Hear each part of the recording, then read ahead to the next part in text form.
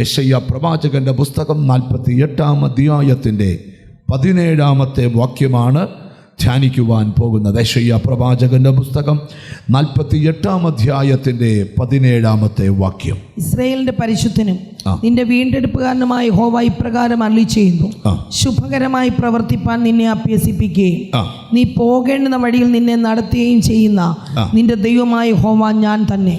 നിങ്ങൾ വളരെ ശ്രദ്ധയോടെ ഇരിക്കേണ്ട ഒരു സന്ദേശത്തിലേക്കാണ് നിങ്ങളുടെ ചിന്തകളെ കൊണ്ടുവരുന്നത്.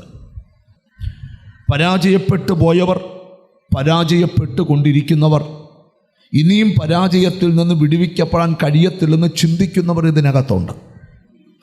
ഇവിടെ ദൈവത്തിൻ്റെ സ്വന്തം ജനമെന്ന് പറയുന്ന ജനം ഒന്ന് പരാജയപ്പെടാൻ ഇടയായ ചരിത്രമാണ് ഇവിടെ വിവരിക്കുന്നത്.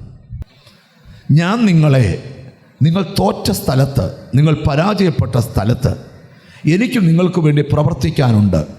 ഞാൻ നിങ്ങളെ ഒന്ന് അഭ്യസിപ്പിക്കാൻ പോവുക. ഇനിയും നിങ്ങളെ ശുഭകരമായി നിങ്ങൾ പ്രവർത്തിക്കാൻ പോവുക. നിങ്ങൾ പോകേണ്ട വഴിയെ നിങ്ങളെ ഞാൻ നടത്താൻ പോവുക.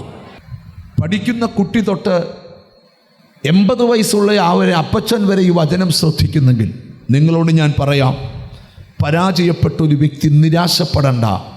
നിന്നെ ശുഭകരമായി പ്രവർത്തിക്കാൻ, അഭ്യസിപ്പിക്കാൻ കഴിവുള്ളൊരു ദൈവമുണ്ട്. സ്തോത്രം. ഇവിടെ എഴുതിയിരിക്കുക, ശുഭകരമായി പ്രവർത്തിക്കാൻ നിന്നെ ഞാൻ എന്ത് ചെയ്യാം? ശുഭകരമായി പ്രവർത്തിപ്പാൻ നിന്നെ ഇന്നലകളിൽ നീ തോറ്റ സ്ഥലത്തു തന്നെ നിന്നെ ദൈവം അഭ്യസിപ്പിച്ച് പ്രവർത്തിപ്പിക്കാൻ പോവാം. എന്നിട്ട് എഴുതിയിരിക്കുക, ദൈവത്തിന് സ്തോത്രം. ഞാൻ പഠിക്കുന്ന ചിലരോട് കർത്താവിൻ്റെ ആത്മാവിൽ ഒരു ദൂത് പറയാം. സ്തോത്രം. ആത്മീക വിഷയത്തിനകത്തും ഒരു ആത്മീക അഭ്യസനം ആവശ്യമാണ്. ആഹാരം വെടിഞ്ഞ് പ്രാർത്ഥിക്കുന്നത് എന്തിനാ? അസുഖമില്ലാഞ്ഞോ? 50 അസുഖം ദേഹത്ത് വെച്ചോണ്ടാ ഉപവസിക്കുന്നത്. എന്തിനാ? അവർക്കറിയാം ആത്മീക അഭ്യസനം വലിയ വിടുതലാണ്. ദൈവത്തിന് സ്തോത്രം. ഇവിടെ ഇരിക്കുന്ന ചിലരോടൊക്കെ പരിശുദ്ധാത്മാവ് പറയുക, നിങ്ങളുടെ നാവ് ദൈവത്തിന് വേണം, നിങ്ങളുടെ കൈ ദൈവത്തിന് വേണം, നിങ്ങളുടെ വാ ദൈവത്തിന് വേണം. പലരിന് മേലും അത്ഭുതങ്ങൾ പ്രവർത്തിക്കാൻ നിങ്ങളെ ദൈവത്തിന് വേണം. കാരണം പഴയ നിയമത്തിൽ യുദ്ധങ്ങളുണ്ട്. ബൈബിളിൽ വായിക്കുന്ന ശൗലിൻ്റെ ഗ്രഹവും ദാവീദിൻ്റെ ഗ്രഹവും തമ്മിൽ ദീർഘകാലം യുദ്ധം നടന്നു. ശൗലിൻ്റെ ബലം ക്ഷയിച്ചും ദാവീദിൻ്റെ ബലം. അപ്പം നീ ഇപ്പം നിൽക്കുന്നത് എവിടെയാണ്? ഒരു യുദ്ധക്കളത്തിലാണ്. നിനക്ക് ധാരാളം എതിരാളികളുണ്ട്. മനുഷ്യരാകാം, പിശാചാകാം. ഓൾഡ് ടെസ്റ്റ്മെൻറ്റിൽ മുഴുവൻ മനുഷ്യരായ എതിരാളി. ന്യൂ ടെസ്റ്റ്മെൻറ്റ് വരുമ്പോൾ എതിരാളി മനുഷ്യരല്ല, പിശാച. നിന്റെ അയൽവക്കത്തെ ചാക്കോ നിനക്കെതിരെ പോരാടുന്നെങ്കിൽ ചാക്കോയല്ല പ്രശ്നം, ചാക്കോയെ നയിക്കുന്ന സ്പിരിറ്റാണ് പ്രശ്നം.